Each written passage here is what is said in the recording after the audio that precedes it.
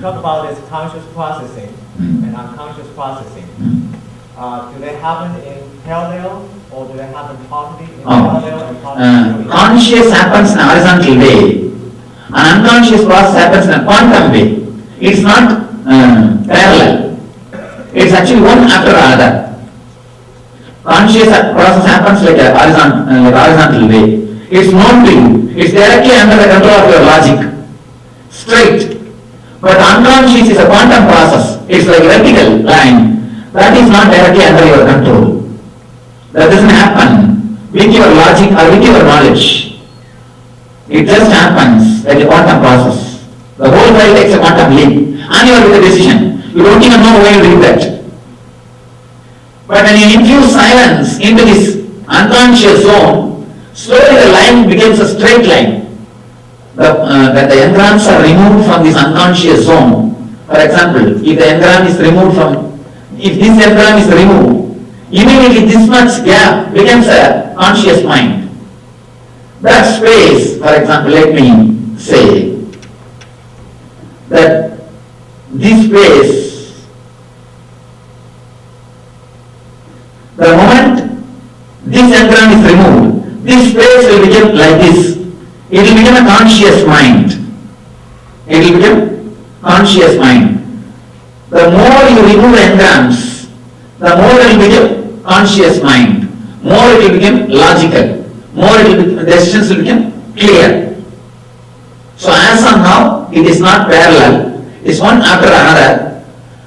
If the whole thing becomes conscious, it may become parallel.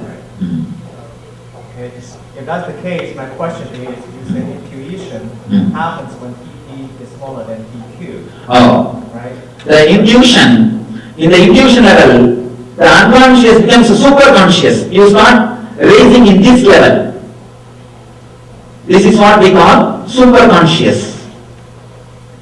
You start raising in the super conscious level. The more you infuse silence into your unconscious, more it becomes super conscious. The more the super conscious, continuously will be having intuition. The strength of the intuition, the quantity and quality of the intuition depends upon the amount of silence you infuse into your unconscious zone. If you can infuse the silence into your unconscious zone completely, if you can be totally witness of all your thoughts, you will never have unconsciousness. Your whole being will be super conscious. Continuously, every step you will be having intuition and clarity. Okay, then my last question is, then, if that's the case, if that's not even conscious processing, right, what's the true source of wisdom and intuition? The true source of wisdom and intuition is superconscious. Superconsciousness is the true source of wisdom and intuition, which is inside of, which is in every one of you, which is the source for all the wisdom. See, all the discoveries or revelations or anything happened on the planet Earth happened only from superconsciousness. Whether it is scientific discoveries or spiritual discoveries, it happened only in the superconscious level. One thing, any person who gets intuitions related to the outer world and creates a formula to reproduce it in the outer world is scientist.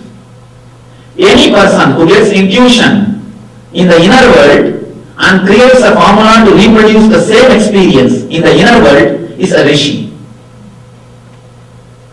Scientist is a person who gets intuitions about the outer world and creates a formula to reproduce the same in the outer world.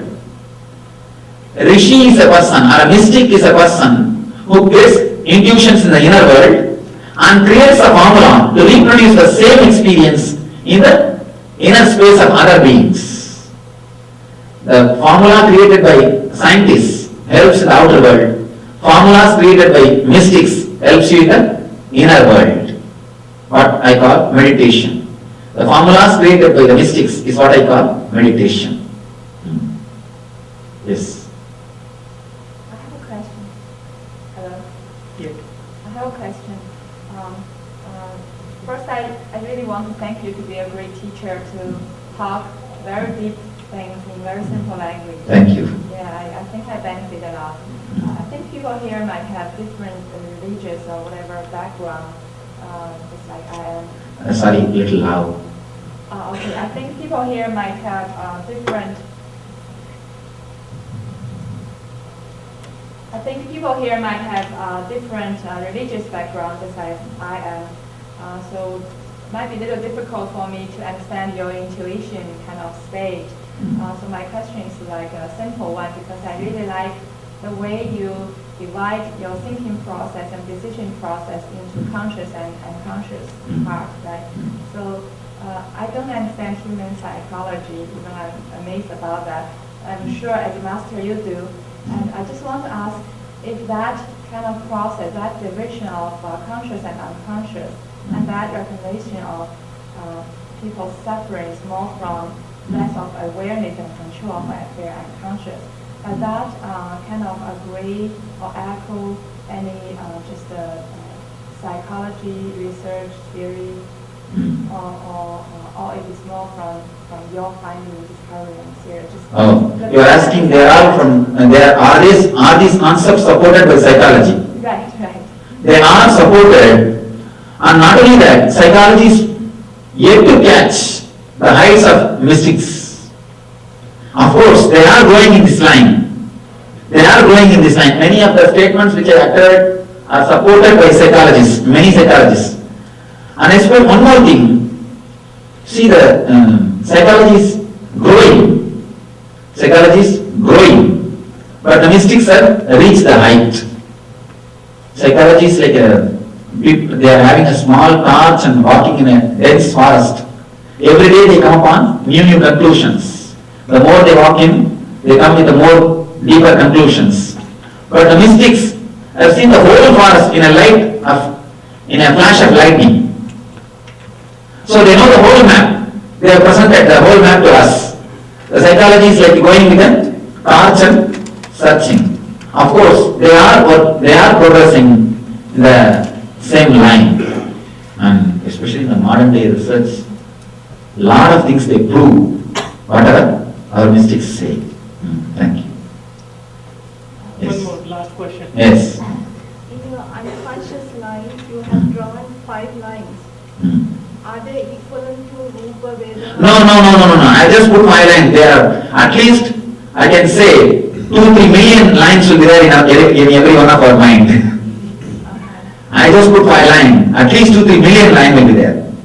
Infuse silence, you will erase the entrance. At least there negative influence on your being. You don't even have to completely erase the memory. The emotional attachment to the memory, if that is reduced, that's enough.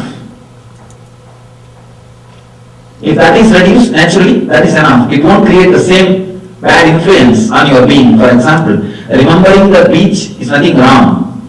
But the remembering the beach, if it can create some negative emotion in you, some past incident, or some unhappy things which happened in your life, if that emotion is also awakened, then you are in trouble.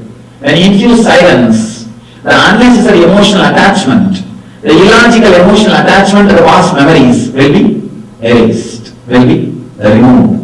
You can see in our website we have a lot of meditation techniques, especially concentrated on this unconscious.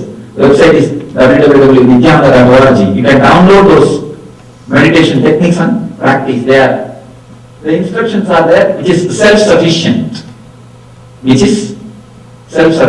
You can use those instructions and try to play with them. Thank you. So, I'm very happy. I enjoyed it. Thank you.